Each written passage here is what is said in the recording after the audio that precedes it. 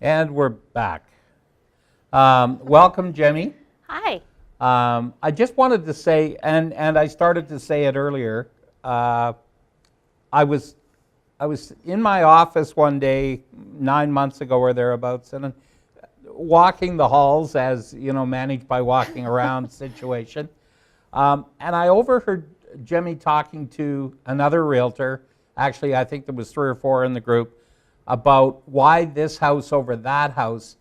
And were you eavesdropping? Yeah, I was actually. Good thing we weren't talking about anything else. Well, you probably were. I've got those notes back at the office. Anyway, I overheard her talking about real important things to a lot of clients that had nothing to do with the house. And I thought, there's somebody that's bringing a value to the table that a lot of other realtors should understand and know what they're up against. Because if we'd have been in a conversation with clients, Jemmie would have knocked my socks off. I wouldn't have had a chance with the client. Do you wear socks right now? Yeah, I do. I'm trying this no sock thing. No. As long as it's not with sandals. Yeah, there we go. So I thought I'd bring her on and talk a little bit about the added value that she brings to a real estate transaction. And we met a couple of weeks ago, and again, schools were the main topic that we got on here. And originally, you had quoted a source that you use, and you put a lot of this to memory before the... I try a little bit, you know. I think that with a lot of my clients, whether they have kids or they don't have kids right now, they definitely are curious about how schools perform in their neighborhoods before they move in, and it really does, to a certain extent, affect some of their decisions. Not everyone is concerned about it, but long term, I like to add a little bit of extra value, like you said, Right. And I like to bring a little bit to the table, and what kind of information I can bring to them to add some value in their decision making. Okay, great. Yeah. And what source do you go to? Well, currently I'm going to the Fraser Institute. I definitely make sure that everyone knows that it's not my own opinion, because, you know, we're not supposed to give our own opinion as realtors, but I do quote it from the Fraser Institute. It's a quick, easy website. We can always go on there. It's very interactive. You can pick out a certain school in your area, and then you can always see how it performs and let your clients know and let them make the decision to see if they really want to go with the school or an area, if they want to live in that specific area, just because of where a school is and where their designated school is for their kids. And a lot of this follows, like you and I have had some conversations about this, the school you choose and where you choose to buy a house leads you to where your kids are going to go to elementary. Elementary, junior high, high school. High school as well. Yeah, and I find that I not only want to let my clients know about the specific school at that time frame. The Fraser Institute usually grabs, it's a report card based on the last 5 years' performance. So they're not grabbing it just for this specific year, or just because the trends sometimes go up and down. They actually, when you pull up the actual report card, it says in their disclaimers as well that they pull it off of 5 years. There are sometimes some blips, and you know, it could be, right now they're not really pulling off a lot of results from Fort Mac, for example, because of the fires. They didn't actually do the school report cards. It's based on grade 3, 6, and 9. So because the provincial exams didn't come out for certain topics in Fort Mac because of the school situation, they just don't have the results there. So when these results come out in July, they're actually a year. They're a year for behind. The school year that's a year behind. Yeah, it's just because they're year-end results. Right. So right now, the ones that came out July 23rd are actually from 2014 to 2015. Okay. Yeah. Okay. And this shows, interesting when you go to the website, but it shows the schools and their trends. Yeah. So it's based on a few items, and the details of these items and how they trend and how they track, it's actually in the report. I printed out a version of it. So there's a high school one and an elementary version of it. And then, I mean, it's ever changing. Last year when I was tracking it, they only had, I think, for elementary schools, 575 schools. This Okay. year they're up to 812. Mind you, they can only track a school if they've done the provincial exams, if they actually have 5 years of history. Sometimes they have NAs beside certain schools because if it's a new neighborhood, They Joan don't of have Arc history. didn't actually have, for example, in West Springs because they didn't have 5 years of history. Now they do. So they've been open long enough that they can actually track it and trend it. Okay. So here I am, where I'm a single or a young couple with no kids. Where do you see people like that using this value?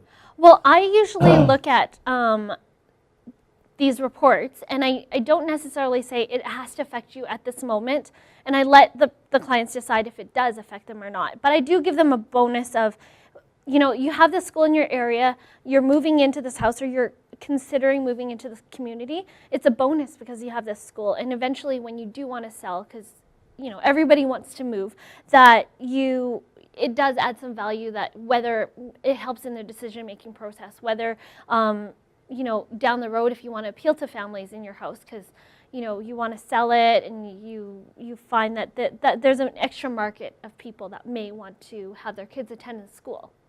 And I have a client, or had a client, that happened to be a relative, that was very specific about the school they wanted their kids to go to. And they bought a house in an area they really would have liked a nicer house, but they bought a house in an area back in the day just because of the school. So I understand there's a lot of people in that situation. Well, I've had clients that have had that situation where they're specific. For example, like in Edgemont, just because we were talking about it last time, where Edgemont has their public school system. Edgemont Elementary has always ranked really, really high on this list. And then their feeder school goes into Tom Baines, which ends up going to Sir Winston Churchill with the IB program. So if you know these things, you can supply that information. My clients wanted to be in that specific area. I always underline it when I do talk to my clients that it's not set in stone and it's ever changing because schools have teachers that change, principals that change, and that affects the school results as well. Failure rates, school attendance rates, depends on how that is. And it may be best for your family or your friends' kids, like you said, when they move in at the beginning, but 5 years down the road, that result may change. It might change, yeah. It's the old situation. I sell people a house across the street from a school and the kids can't go there because it's full. Yeah. Or it's even how it's designated, right? Sometimes, like in Lakeview, you would think that they would go to the school in Lakeview, but you know, other kids go from everywhere else to that school as well. So Aspen sometimes brings their kids they bus into Lakeview, and it's good information to know for everybody involved. Well, it is, and it's valuable down the road. Now, when I started to think about this, and I was talking to Jemmie the first time, 9 months ago or whatever, I was thinking you've got to get into the top 10 schools. But they rate, what did you say, 811? 812, this is across Alberta. Right. So in Calgary, it's obviously not as many because this is spread out throughout the whole province.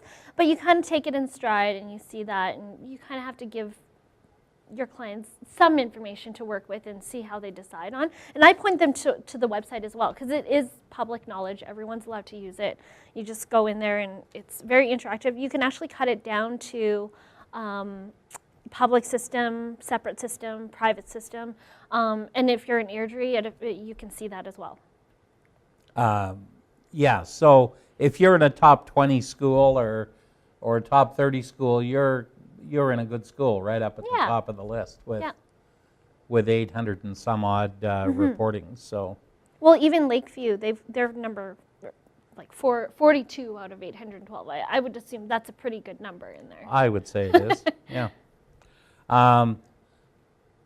So great. Now, is there anything else you use that list I mean, obviously there's the bad schools as well.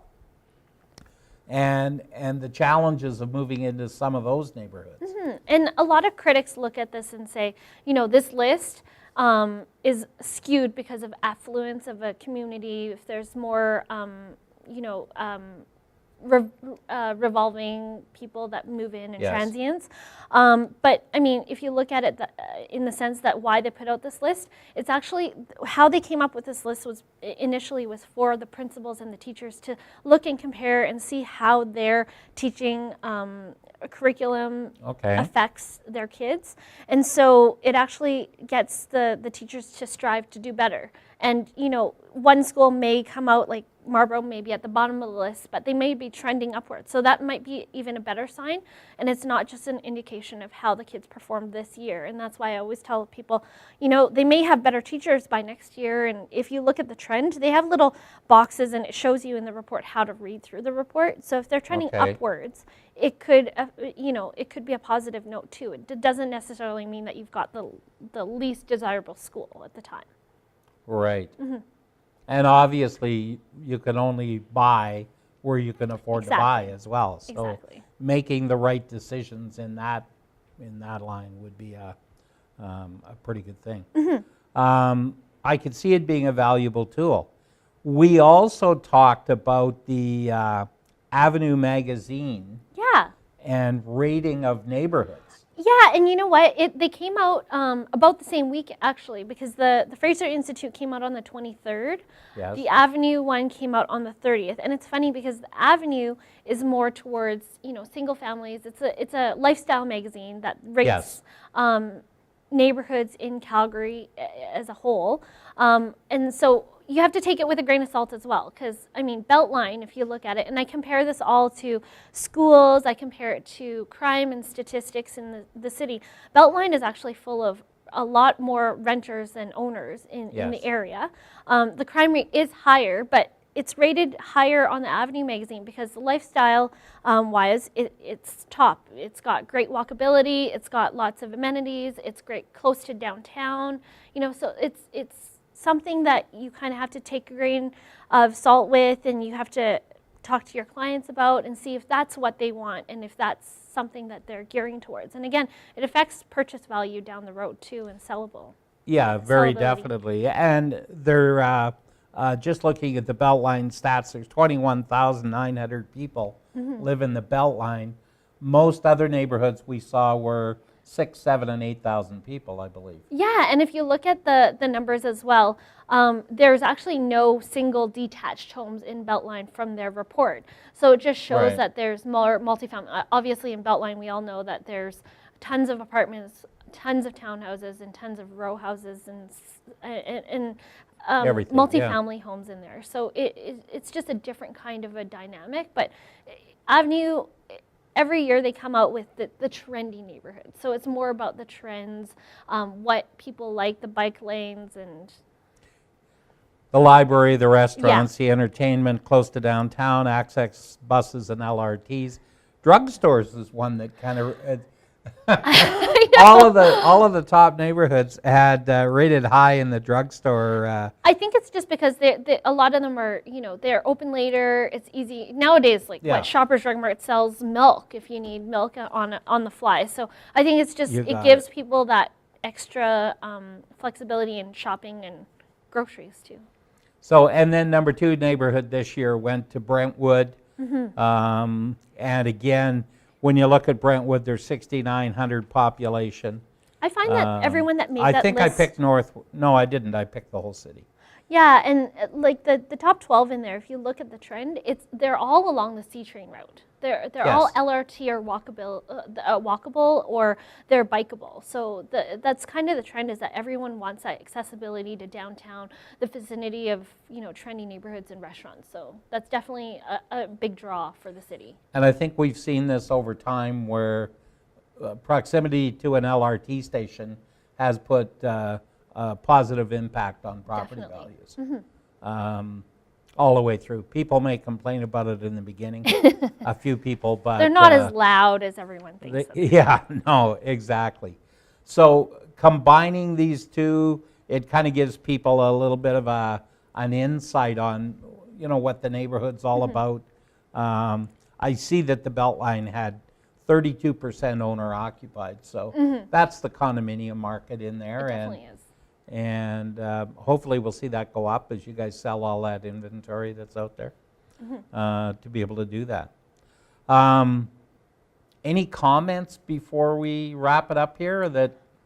You know what, I always say that, and I think we were talking about the reason why you want to know this information for your clients is that you want to let them know, why did they pick you as a realtor? Why are you, I mean, there's thousands of realtors that they could pick from, and it's just another value add for them. The why did they pick you, and how can you add more information for them to decide where they want to live next? And, knowledge is always a great thing. So, I mean, if they're looking at even picking a neighborhood, or they have a preconception of where they want to move, I don't know the whole entire list on the Fraser list, or I don't know everything on the avenue off the top of my head, but I definitely do some research beforehand just to add value when you go into your buyer presentations or your seller presentations, and just to give them more insight that you actually know what you're talking about when you're about to help them buy or sell their next house. So, and again, what attracted me to this was, I'm not going to tell you how good of a realtor I am. I'm going to show you. So the conversation led in, it impressed me from the beginning, and I know clients are comfortable working with you. They hear this, they're confident that you know what you're doing, and I think this puts a big feather in your cap when you're dealing with clients. We can't know it all, but know something really well. Or know where to get that information. Or know where to get it. So thank you for coming on this morning. Thanks for having me. I didn't bite you, or no. we're a little concerned. We'll take a short break, and Lindsay's going to be back with Ross McClellan.